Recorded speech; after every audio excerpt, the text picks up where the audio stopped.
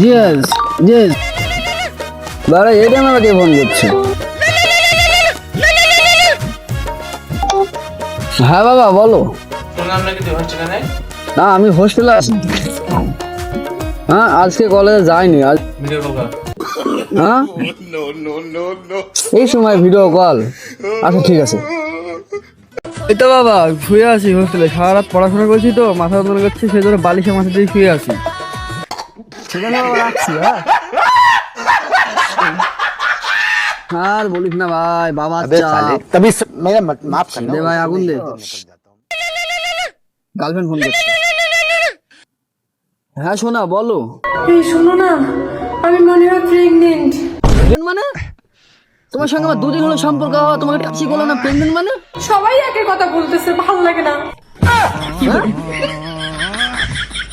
আচ্ছা ঠিক আছে গার্লফ্রেন্ড ঠিক আছে। ভাই বাবা দিয়ে চলে না খবর খেয়ে যাবে।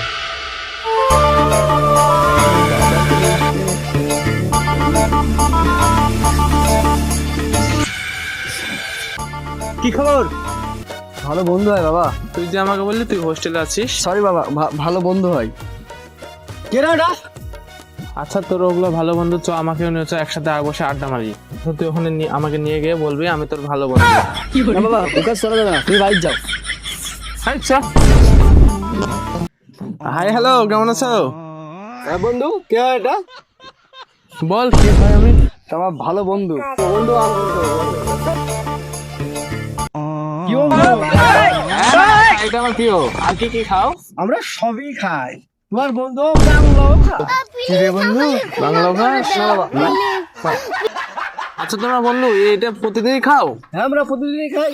বাড়ির থেকে হোস্টেলে দিতে টাকা দেয়, সে টাকা দিয়ে মাল খাই। তাই রে বন্ধু? হ্যাঁ বন্ধু খাই। তুই জানিস না বেটা, ওরা ছাড়া খাই না গো, তা আমার তো মাল দিই। নে খা। না রে বন্ধু আমি মাল খাই না। খা কোনো খা খা। শোন বন্ধু, এবার বাড়ি থেকে 5,000 টাকা নিবো, গার্লস হোস্টেলে গিয়ে সারা রাত পার্টি করবো। তোমরা হোস্টেলে টাকা দাও না? ঘন্টা দিই, ওই টাকা দিয়ে আমরা ইয়াস করে বেড়াই। লে বন্ধু খাতু, নাটক করিস না, তোর লেখা বদলাই তুই তো ঢক করে গিলে নেছে। ক্ষমা করে দাও।